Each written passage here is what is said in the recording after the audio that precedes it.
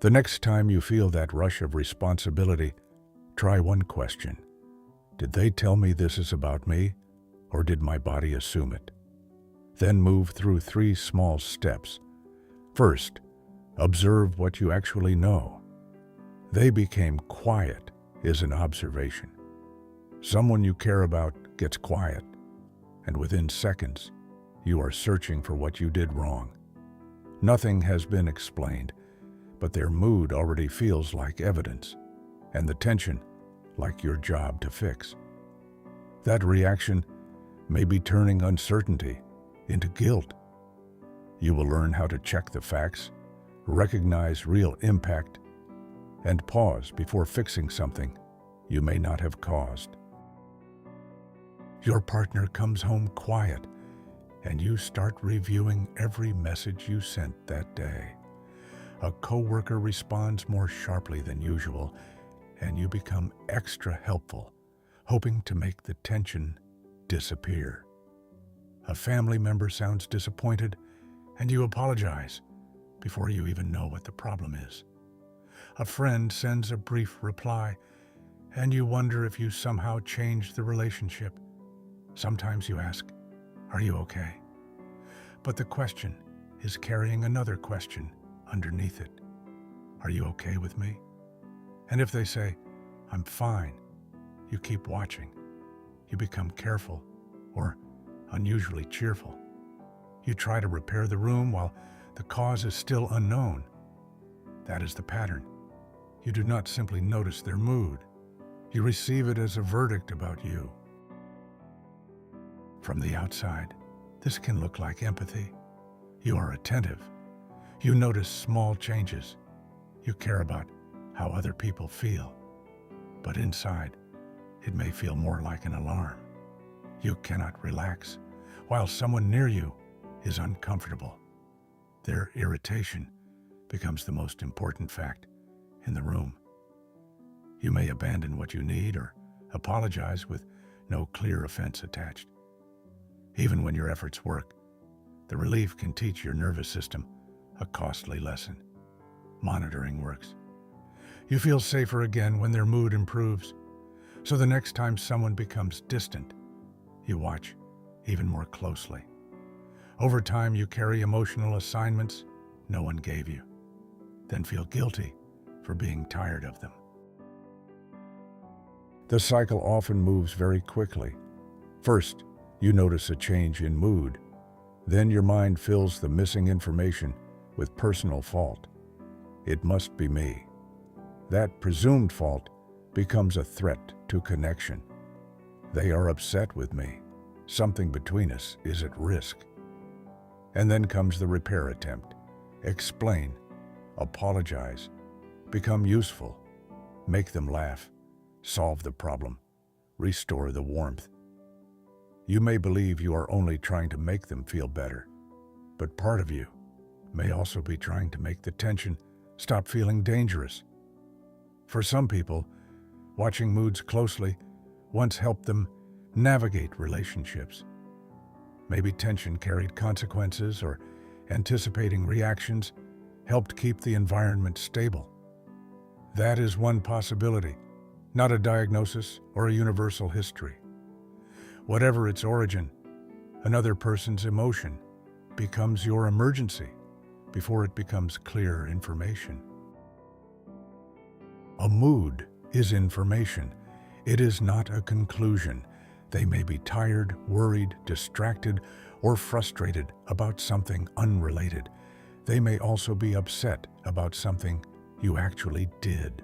The goal is not to decide that their mood has nothing to do with you. The goal is to stop deciding that it does before you have evidence. This is where 3 different things often get confused.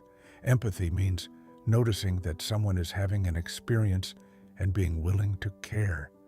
Real responsibility means looking honestly at your behavior, listening to the impact, and repairing harm you actually caused. Presumed responsibility means treating discomfort as proof of guilt and trying to fix it before the facts are known. You can say, "I care that you're upset," without deciding, I caused this. You can remain open to feedback without confessing to something that has not been established, and acknowledge your impact without believing you control every feeling they have. They are disappointed in me is an interpretation. The interpretation may eventually be correct, but it is not a fact yet. Second, check for evidence. Was there a specific comment, action, broken agreement, or known conflict that could have caused harm? This is a factual review, not a trial against yourself. Third, respond without assuming. You might say, "You seem a little quiet. Is there something on your mind?" Or, "I'm noticing some tension. Is there something you want to talk about?" Ask once, with openness. Do not turn it into an interrogation or attach a vague apology just to settle your anxiety. If they identify something you did, listen. Ask what affected them. Take responsibility for what is real and specific. A pause before assuming guilt does not prevent repair. It makes repair more accurate. The hardest part may come after you ask. They may not want to talk yet.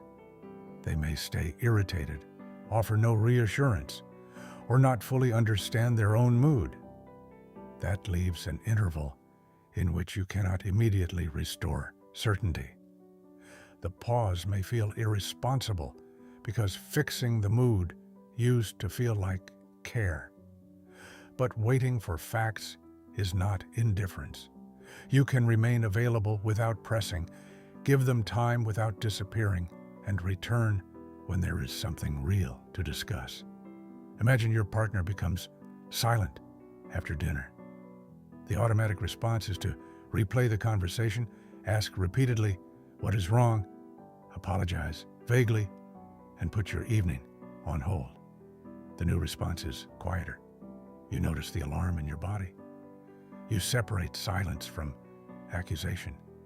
You consider whether there is a concrete reason for concern. Then you ask a simple question and allow the answer to belong to the other person.